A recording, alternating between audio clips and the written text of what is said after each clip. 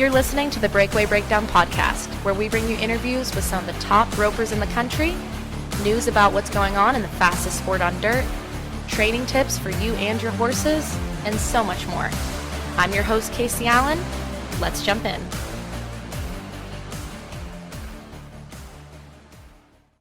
You guys, I could not be more excited to share today's guest with you. This is a guest that I have been wanting to have on the breakdown since I took over as host. She is an 18-time world champion. She's won some in the breakaway, the tie-down, the team roping, and the all-around, and she has been doing it since the 1990s. She is also a 3-time National Finals of Breakaway Roping qualifier. She's a mom, she's a wife, she's a business owner, and she is one of the fastest throwing ropers in the game. All of this combined with her insanely big personality, amazing energy, and unique style have made her one of the most recognizable female ropers in the world. That's right, I am so excited to tell you guys that I got JJ Hampton on the breakdown. Now, in typical JJ fashion, sounds like she was on the move during this interview, so if you hear some background noise on her part, don't sweat it. Either way, it's an interview you don't want to miss. If you have been looking for a mental reset, JJ's words of encouragement are all you need. I want to thank Fastback Ropes for making this episode possible, and I'm going to tell you more about their products at the commercial break. Without further ado, let's have some fun, you guys, and jump right in. Hello. Good morning. Hey, how are you? Good. How are you doing today? Good. What you got on the schedule? Have you got a chance to breathe yet? No, I never slow down, so I'm always slammed and busy and doing stuff, and yeah. I gotcha. So I think not everybody knows, and I wanted to make sure we started with this, that you are a businesswoman as well as a breakaway roper. Yes, ma'am. I'm a real estate broker and own my own company, JJ Hampton Realty. So, yeah, I mean, it's a good business to be in when you're gone because I have really good help, but then it's still hard because, you know, people want to work with you or whatever, but my team is really amazing, and they've helped me be able to rodeo. Awesome. How long have you had your own company? Oh, my gosh, you would ask me that. I'm terrible at dates. It's been a minute, though. No, it's probably been 4 or 5 years. Oh, okay. Awesome. Yeah. I've had a little while. I worked for my mom for a long time, and then sometimes you got to spread your wings and fly, and that's what we did. Awesome. So I want to kind of start at the beginning with you, if that's okay, and kind of talk about how you got into roping, if you started in breakaway, and what your early career kind of looked like. Well, my dad, the late Johnny Wayne Hampton, is he rodeoed, and I grew up in Ville, and he rodeoed, and it was just something that I always wanted to do. I didn't really know anything different. I started competing when I was 4 in the flag race. And then I started roping when I was about 6 years old. I wasn't real good at roping. My dad had me on these high-powered horses, and to be honest, I couldn't catch.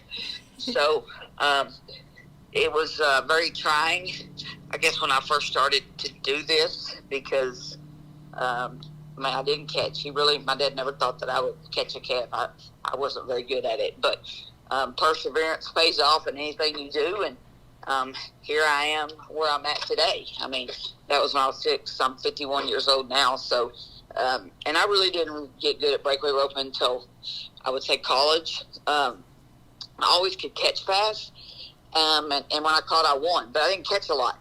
So I was very inconsistent. And then I started... I'm really not sure what happened, but I started catching a lot more. And so I still don't catch as many as some people, but my percentage is way up. And, you know, when I catch, I usually win.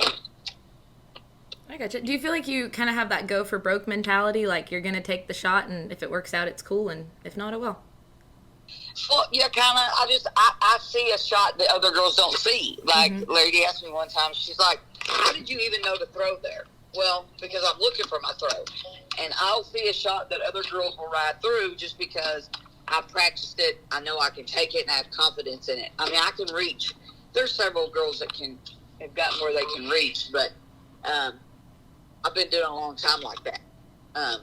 So I think that, I guess it is go for broke mentality, but I don't know. I practiced it, so it's not like I'm an aggressive roper, and I look for my shot, and then I take it. So it does pay off, and it has paid off.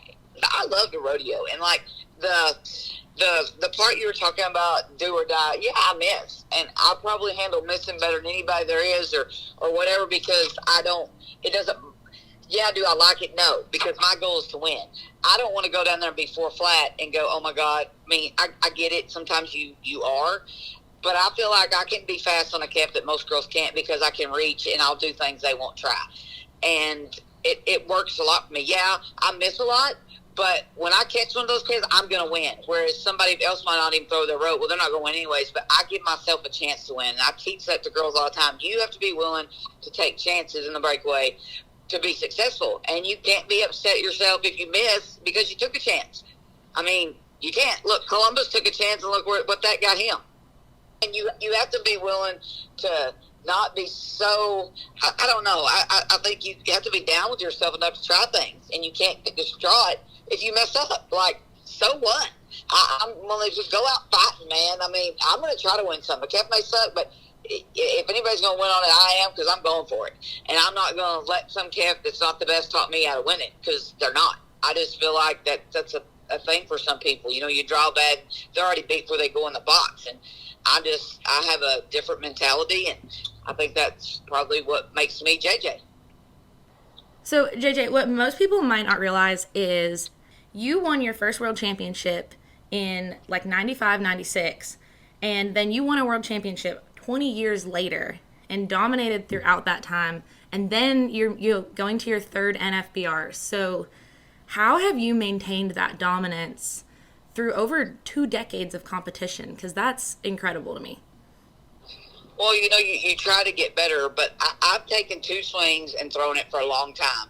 And I'm not going to say I'm the only one, but I started the fast breakaway roping because when I first was doing this and I made a run, nobody could beat me. I mean, they couldn't. Like, if I made a good run, I won it. And I didn't even have to look back, and it really happened. And now these girls have gotten so fast and so good that it's closed the gap, but I'm still trying to learn and get better. But I'm very good at what I do, 2 swings and throw it. Whereas if we go to a setup that's fast, or, you know, people try to rush it because they're not used to throwing that way, and I think I just have confidence because I've roped that way for so long. When you go to pro rodeos, it's a little different. You take 3 swings, and so I've had to work on that to get better, so that I could take 3 swings and still win. But I just think it's my will to win that's keeping me from it, because that's what I do. I rope to win, and I want to win, and I will I work hard to try to do that. My husband, bless his heart, Ricky, he's a good guy, because I might miss somewhere, and at 3 a.m. we come home, and I pin my calves and I rope. And he's like, honey, I said, I know, honey, I got to do this. And it's not because I can't rope. It's just, for me, it's a mental thing. And I have to have more confidence when I fix whatever problem it is. And I don't mind getting up crack of dawn or roping at 3 a.m. when I get home from a rodeo if it makes me better. And so that's just kind of, I think I've always been that way when I was a kid. And I want to do good and I want to win. And that's kept me, I mean, I'm really blessed. And I told Larry D the other day, I'm like, you know, how cool is it we're 50-something years old? We're still roping at a level that we can hang with all these kids. I think it's pretty impressive. I mean, I know it's me and her, but you look back on it, there's not a lot of people who stay hooked this long and can compete and win, like you said. But I think it's your will, your desire, and that's how you keep going. I love that. And I think breakaway is in such a unique place that, like, you and Larry D are like the legends of the sport, and you're still going out there, like you said, and competing with the girls that you brought up. I mean, that's, people don't realize that you guys coached a lot of these girls. Yeah, I mean, there's a few of them, and I know that, I mean, everybody has their own style and their own thing, but for us to still be roping against them and winning and competing at this level is, I'm going to say, it's pretty damn cool, because it is. I know it's me, and I don't really think about stuff like that because that's not how my mind works, but I stepped back the other day and I thought, you know, I've done 3 of these. I think there's only 5 of us that are 3-timers. There's 5 girls that have made it all 3 times, and me and Larry D are 2 of them.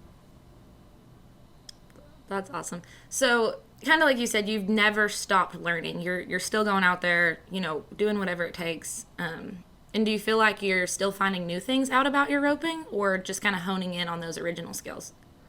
Yeah, I mean, I have to be true to JJ and be me because I've tried to change some things that I went, oop, no, I can't do that because that's not me. Like I hold the saddle horn, and I can't change that. I think I can. I mean, I'm probably one of the fastest girls ever to come from the saddle horn, and I love that. I've tried not to at places because you need to, and occasionally I can because sometimes when you got to be 1.6, you need to get your rope up. But then hell, I'll hold the saddle horn and be just as fast. So you gotta know to be you, and then work on other things to be faster. Some things you cannot change. I mean, that's something that doesn't work for me. My timing gets off and my roping stinks, but you got to be you at the end of the day. And my thing is, I really can't watch all the other girls rope all the time because they don't rope like me. And if I get watching them, I try to be JJ all the time, get better, learn from stuff they do or learn from other people and what they do and try to incorporate it. But at the end of the day, I got to be JJ. And that's good enough. And people, I think girls need to realize that, man, you're good enough. Be you. Don't try to be somebody else because it's not going to work out for you. Be you and just get better. That's awesome. Even I think you told me the rope that you use is pretty, not standard with what most girls use today, right? You're still using the grass rope? No, I use a 3-strand poly 10-5. Yeah, a little stiffer rope. They don't make them as stiff as they used to, so I'm having to kind of use a little more limber rope, but my ropes are big. So girls don't come up and swing my ropes or ask me to use my ropes because they just, it won't work for them. But it does for me. I mean, the way I bring my rope up and kind of really, my first swing's hard. Most of the ropes I'll back swing behind my head or something because I can't keep them open. So I use a 10-5 3-strand poly. And then something I wanted to touch on, I feel like your philosophy on how you ride your horses is really interesting. Can you explain kind of how you keep your horses working? Well, I mean, I wrote for me, and the thing is, if you do your job and you do not move, your horse does not know you're throwing your rope. That's why for years I've gotten by with my 2 swings and throw it because I don't move, and my horses don't know it's coming. I don't show them my rope. I don't show them I'm going to throw, and they work. So when I practice for me.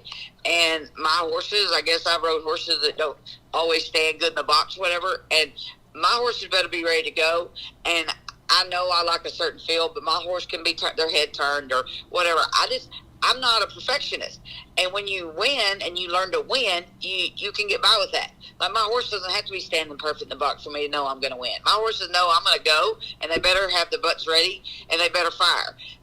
And that's what I look at. I don't nitpick my horses and do all that stuff. Yeah, I want them. I mean, every once in a while I got to tune them up and run them in there and track a calf. Don't get me wrong. But I don't pick at them, what I say, because my horses know that they better be ready to go. And we're fixing to go try to win something. And that's been my philosophy for a long time. I guess my horses I have some really good ones now, and I've had some good ones the last few years. But when I started roping, my horses weren't the greatest, but I figured out how to win on them. And so that's what I do. Hey guys, this episode is brought to you by Fastback Ropes. Fastback Ropes was created in 1995 with a single mission in mind, to build the best rope on the market. That will always be their number one goal, according to Fastback Ropes. They believe it's important to focus on building the best product possible and treat customers with the respect that they deserve. Now, besides being a great company, they feature 2 ropes that I think you breakaway ropers are going to like. The first is the Edge, a 4-strand calf rope. It's made of texturized poly. It's a tough and durable rope that stands up in all conditions and outlasts the competition. The other rope that they've come up with is exclusively for breakaway ropers, unlike the Edge, which was offered to calf ropers previously. It's called the Athena, and besides being pink and having a purple dyed core, which is awesome, the poly core provides enhanced tip weight and durability. It's a tough and durable rope that stands up in all conditions and gives a snappy finish and close. Make sure to check out fastbackropes.com for more information and to get your ropes.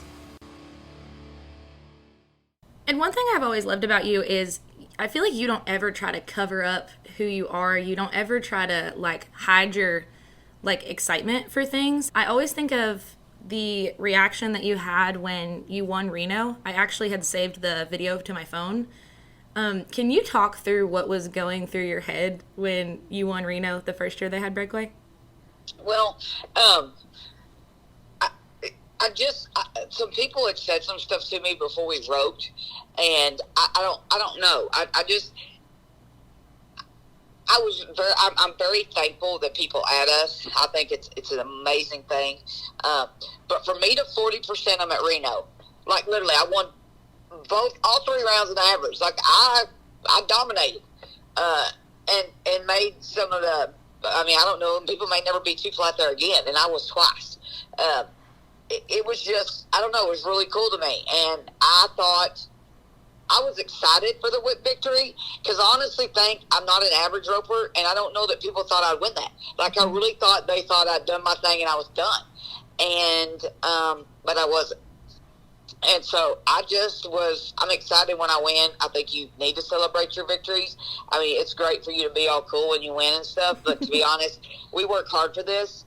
And I am a very excited person, and I am very enthusiastic. And so I don't really know where the hollering came from, but I just know that before I roped, I had already talked to the committee people, and they were cheering for me. They wanted me to win so bad. And I'm going to tell you, that's the coolest part of rodeoing. How many people now from TV and stuff see you and root for you and get excited for you. And I think that when I did that in the short round, it really brought a lot to Breakaway that maybe – I mean, we need it. Like, we love this. We have fun. It's enthusiastic. I know some committee people message me, we're having Breakaway now. You are awesome. Mm-hmm. And just because I showed the love that I have for the sport, that's all I did. I showed my enthusiasm for the fact that I just kicked butt at Reno and won the whole damn thing. You know what I mean? Like, it was surreal that it happened, but it was so fun and so cool, and I was in the moment just having a blast. And that's what it is. I'm still a big kid. That was probably one of the coolest experiences. I almost got teared up right here talking to you about it, but what a blessing that was for me, and I think for the whole sport of Breakaway. Like, people got to see that, man, these girls are excited. They really, I mean, I was genuinely so excited to win that rodeo that and some of the pictures that the photographers caught were absolutely amazing. And 2 of them, I guess it's been their most liked photo they've ever had. So it's kind of cool. But that brought some light, a good light onto breakaway roping. I just got chills when you were talking about that.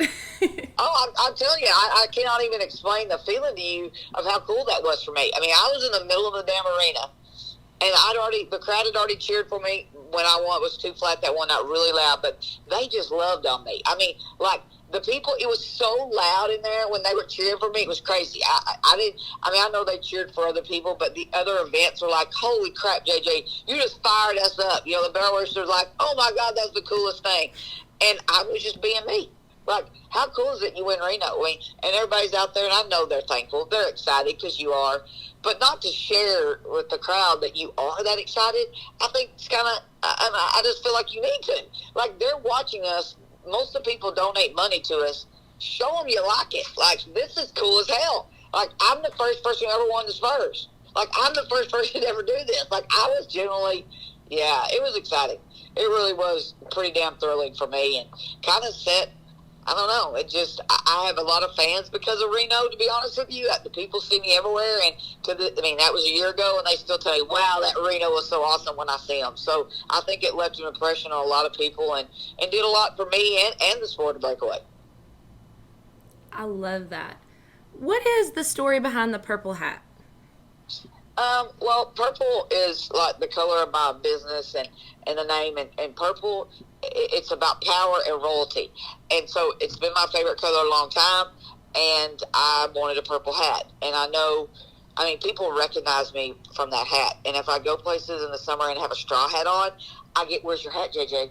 We want to see your hat. Where's your hat? And so it's kind of my thing now. I just love purple, and I got the hat, and it's JJ. That's awesome. So another thing I think is really cool is, and for people that don't know you, like, you are one of the kindest people ever, but you are also extremely confident, and I don't feel like you try to hide your confidence. So what is your thinking behind that, I guess? I don't know the best way to ask that, but... Well, I mean, I've always said if you don't believe in yourself, who's going to believe in you?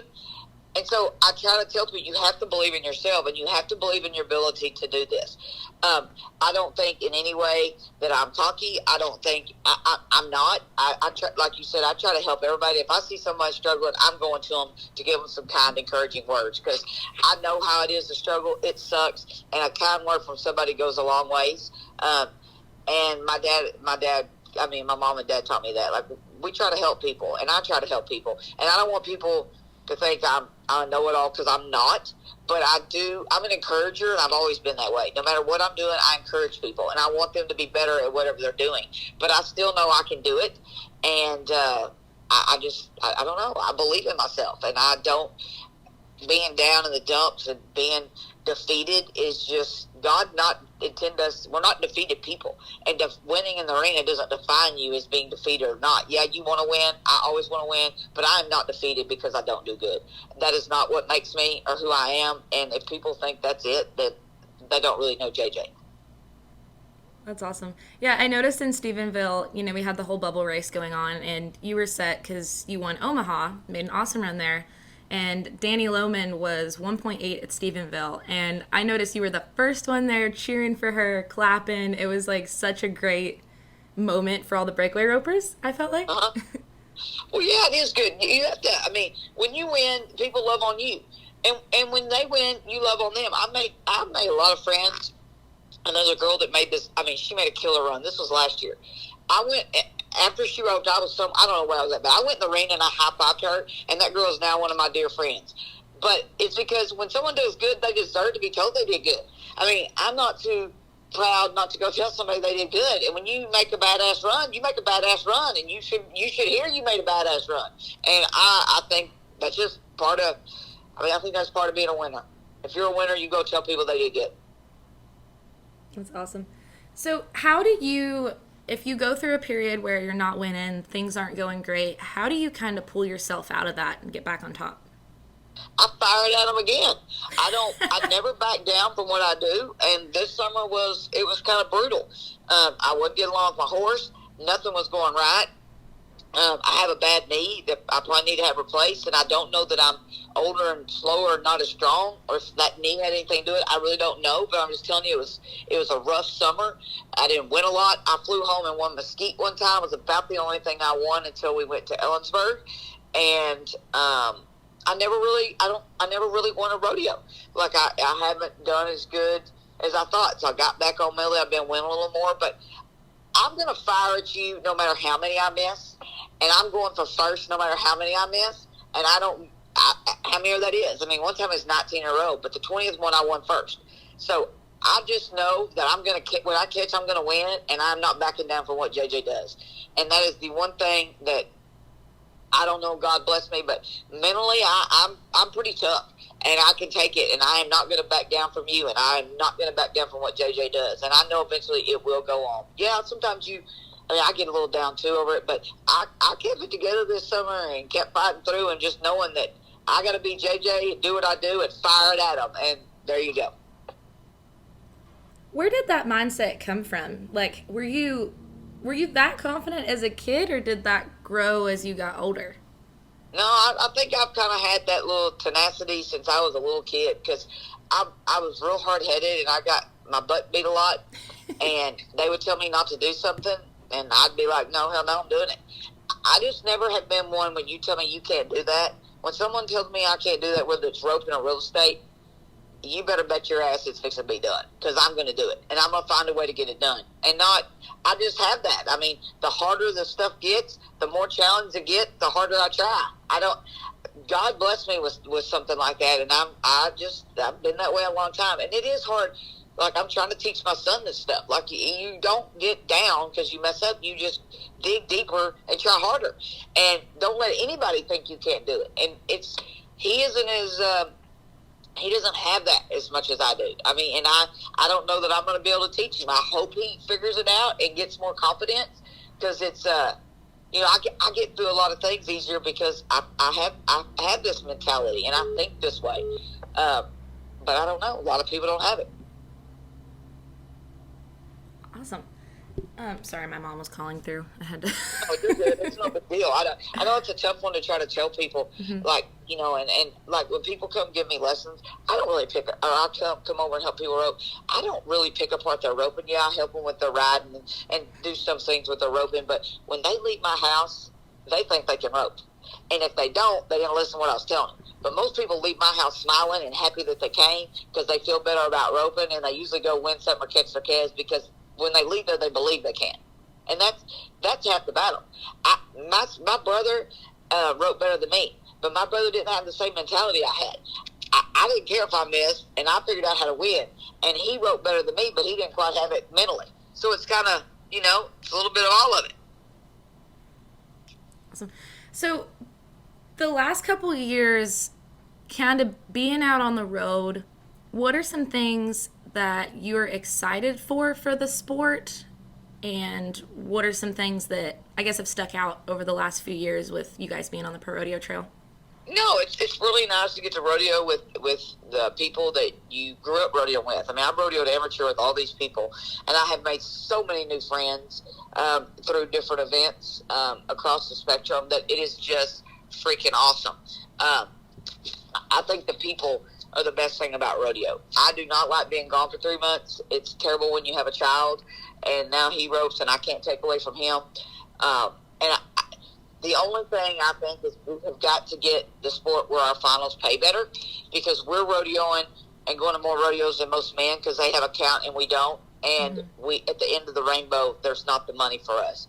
So we got to do something about that. And I know it takes time, but 5,000 around compared to 30,000 around is a huge gap. You're not going to make up what most girls what we lost this summer, and that to me is what we got to get better on. The rodeos are getting great. The committees are awesome to us. I mean, that's coming, and that's coming really well. I think the end prize has to be better. I think that's a really, really good way to break it down. I really do. No, I mean, that's it. This is not, they've got to do better. We are putting in the numbers. The people show up. We do things. We're the biggest event. Maybe barrel racing beats us. We are the biggest event. They can do better than 5,000 around at the NFR. And like you said, the girls that are winning out there are still in the hole. Am I correct on that? What? With diesel as high as it is? Yes. I mean, there's no way you could come out. If I didn't have this business, I probably wouldn't be able to afford to do this. I mean, it's tough. And that's the thing. I think all these women are athletes. They're amazing athletes. This is a tough group of women, but we show up. We show up. We're faithful. They need to give us more money. And if there's somebody out there listening that has money that would like to donate and help sponsor some of this, that has money laying around, it would not go unnoticed, and we would be grateful and thankful for it. I mean, I have a rope and I had 20,000. I'm the Texas circuit director. I had to ask people for money to come up with money, so we had equal added money at the circuit finals. It's not there as a group for us yet. No other circuits are in the same boat we are, but there's people out there that stepped up and helped us, and I appreciate every one of y'all. But that's where we're at. We need the money. If we're going to rodeo as hard as everybody else, we deserve the same payout. I would love to rope the Thomas and Mack, but that's not the end game for me. We can rope anywhere you want as long as you pay us more. I'm good with it. Thomas and Mack's the end game. I get it, but right now we need more money. And if that's roping at South Point for more money, more than 5,000 around, I'm game. I'm good with it. And you kind of headed that up last year for circuit finals also to get equal money, correct? Oh, yeah. Yep, we did the same thing. And I don't mind. I mean, I don't mind helping or asking, and people have been very gracious with their money and their time, but still, they should be, I mean, our numbers are bigger than anybody. Yeah, you guys are paying the entry fees, that's for dang sure. Well, exactly. Yeah. Well, JJ, what else do you want to make sure that people know about your story or want to take away from your experience in Breakaway? Oh, man, Breakaway is just giving me I love the sport. I put on a roping to give back to our sport because my dad loved Breakaway. He loved rodeo, and he wanted women to rope for more money. Pretty much, I think what you know is what you see is what you get at JJ, and that's probably it. I am what I am. I'm going to be the same whether you see me today, tomorrow, Las Vegas, wherever. I'm just JJ. Yeah, I love that. I was same thing at Stephenville when I was kind of creeping around on you guys with my camera. And I was like, "You're the most fun to take pictures of and stuff because you're always smiling." And you're like, "What do you want me to do? Look mad?" Well, I know. I mean, I'm happy. I get serious when I wrote. People are like, "You mad?" No, because when I'm thinking or I'm serious, I have that look on my face. But man, oh no, that game face! I saw it when you went to back in the box. It was like, and I was like, "Oh, JJ has been activated." Yes, that's it. I mean, what this guy used to tell me, I'd be out in the arena laughing, and when I swung my rope and I turned the box, my demeanor changed. And it was funny, and I never even thought I did that. But I was like, it's funny what people notice and see about you, and it cracks me up. But it's all good. Awesome. Well, JJ, I am so glad I finally got to talk to you. I feel like we've been going so many directions. Hey, what are you? Sure. Are you kind of relaxing before the finals, or what have you been doing to get ready to go out there? Well, I have 2 new horses that I've been riding, and actually my son started team roping, so we just practiced. And actually last night we went over to Marty's and we team roped, and he doesn't have lights.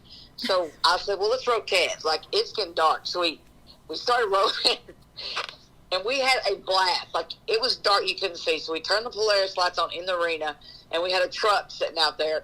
And we were in the box roping these calves. And my son even said, Mom, he was asking my mom because she was out there helping us, is there a calf in the chute? It was so dark in the chute. We couldn't even see the calves, and then we had roped. But I don't know that I've laughed that much in a long time. Like, we had a blast. We were just cutting up, having fun, roping in the damn dark. So, I don't know. Sometimes you just gotta have fun, and that's what we've been doing since my son's been team roping. And of course, I love to practice, and I'm trying to just rope on one horse and not wear myself out. But how old is your son? I'm basically having a fun because this summer was grueling and hard and a long time, and I'm back home with my kid, and we're having a blast, and I'm trying to make it fun for him because he gets kind of down if he doesn't do good or miss, and I don't want it to be that way. This is supposed to be fun, and we need to have a good time doing it. How old is your son? He's 13. I gotcha. Yeah, he's been only roping like 3 years, and yeah, but it's really been fun. So we had a really good time practicing at Marty's last night. So basically, I'm home having a damn good time and working. I love that. And then, are you guys going to be able to hit any other ropings while you're out there? Are you going to team rope or anything out there?